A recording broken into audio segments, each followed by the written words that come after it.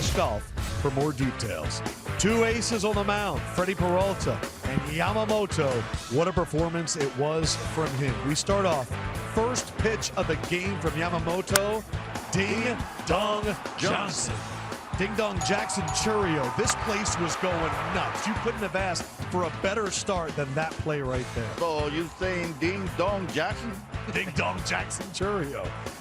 Top second now, one out, and Teoscar Hernandez answers back with a towering Ding Dong Jackson. His fourth home run of the postseason.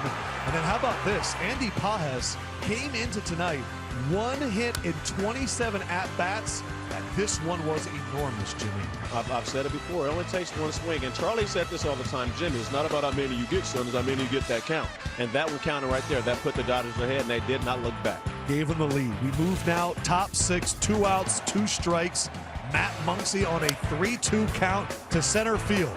We saw this one turn into a double play last night. It was about a foot taller, and that also made Muncy the Dodgers' all-time postseason home run leader with 14, passing Justin and Corey Seager. He's got to stay away from center field. All those balls a little too close, but hey, once you get it over, it still counts.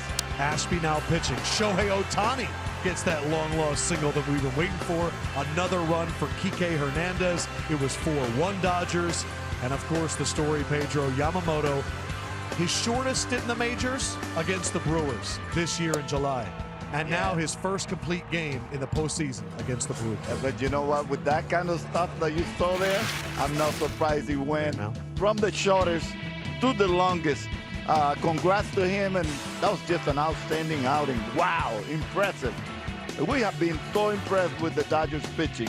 If it continues, I'm sorry to say it, I have a lot of faith in the Brewers, but I don't think it's going to last too long. They continue to pitch the way they have.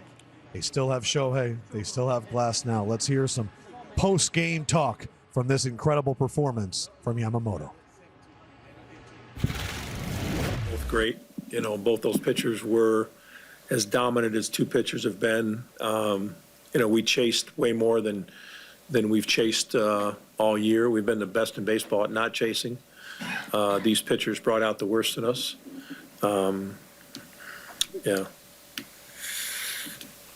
Yeah, if I would have told you that the Dodgers are going to score 7 runs in 2 games and what was the outcome of the first 2 games, I'd say there's a chance we won one of them for sure. You know, our pitching is beat up, you know that. I mean, it was the emotional series with the Cubs, and then our pitching's been, so we weren't as sharp, but I thought Freddie pitched well. And, you know, I thought Ashby came in and did a great job. Gasser came in and did a great job. Anderson came in and did a great job. So we had some good performances, but offensively, you've got to grind out at bats, and that's what been our forte. The ball strike has been really at the core of our offensive success, and sometimes great pitching brings out the worst in you. 28 times in the postseason, the road team has won the first 2 games in a best-of-7 series. 25 times that team has gone on to win, so just under 90%. Jimmy, what is it going to take for the Brewers bats to come alive other than they don't have to face Snell and Yamamoto for the next 2 matchups? Well, they got Glass now and Ohtani. I don't think there's any hope of them coming alive, but they can find a way to add pressure. Having good at-bats, as Murph said, they've chased a lot, and great pitching will do that for you because you're trying to get something going. Someone's trying to step up and get that big swing, which we saw early, but then nothing. They fell flat because Yamamoto made the adjustment. But if you can keep pressure on a pitcher, get them in a stretch, get runners in scoring position, eventually somebody will start to cross the plate. But if you're not even getting yourself in position and the only thing you're doing is driving the ball out the yard against this pitching staff, it's going to be a long night. And it's been tough. You know, he had less than 20 pitches from the stretch. We're trying to put pressure on. They're not drawing the walks. They're not getting along at bats. He had less than 100 pitches going into the 9th inning. But that's credit to the Dodgers pitching staff. Doc Roberts, I talked to him when I got a chance to cover that Philly series, and he mentioned we're set up as a traditional playoff team than we've ever been before. The year before, it was all the bullpen. All bullpen. Now they actually have starters that can come out there and be called upon, and they're delivering. To have truly 4 starters ready to roll, they're unlike any other team in the postseason, and they're relying on them, and they're all coming up big. Yeah, everyone's waiting to announce their starting pitching an hour before the game. Meanwhile, Roberts is like, here's what we got for the week, so don't ask me anymore. But I don't know. This has been your Brew Crew all year, and they've been a phenomenal watch. These fans have been great, but it's looking like too tall of a mountain to climb now. Well, at this point, yes. I'm hoping that they get an opportunity to find one of those starters, maybe on a little bit weaker day than they had the last 2 days. And plus, you have to credit the Dodgers with playing great defensive games. Sure. They have come clutch when they need to. They have hit enough homers to actually make it past the Milwaukee Brewers.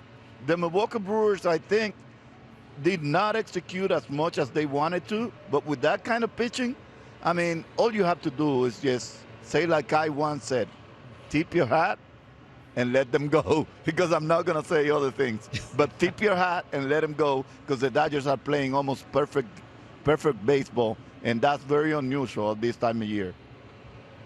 Another thing that happens, another thing that happens is, and Pedro knows this, and I've seen it when our pitchers got on the roll, you see that guy that threw the night before. Oh, I have to match that. Yes. It's a competition. They want to look at each other like, yeah, you did it, I did it too. And it goes on and on and on. And right now, these guys are at the top of their game. It's not like, well, I've been struggling, I'm hoping to come and back that up. It's like, no, as good as you were, I want to go out there and be just as dominant. And they've done that in back-to-back nights. And speaking of being as good as you were, could it be, and I'm going to bring it to both of y'all, the Dodgers lost 6 games out of the 6 they played to the Brewers. Yamamoto got beat up bad here. Yes, are they looking at it going, all right, y'all got me then. I'm going to try to come back and get you now? Well, I'm gonna answer first. You heard the interview for Blake Snell. He says, "Hey, they're not regular Joes to us. I'm not believing They that. beat us in the 6 regular season games, so they were well aware that they had their number during the regular season. But once again, you take the regular season and throw it out the back, and you start brand new games in the postseason. So this is what the Dodgers came to do. They're not taking them for granted or any lightly. They're coming after them. And going with that, sometimes you take a team too lightly. Like, we're the Dodgers, they're the Brewers. You come to a city, which we call those sleeper cities. You come out here and get your butt handed to you. You go back next time serious, and they came out serious this series. Now, we did see this 2015 Cubs-Mets. Cubs swept the season series in the regular season. Mets swept them in the NLCS. And you might say, hey, at least it's no Snell and Yamamoto.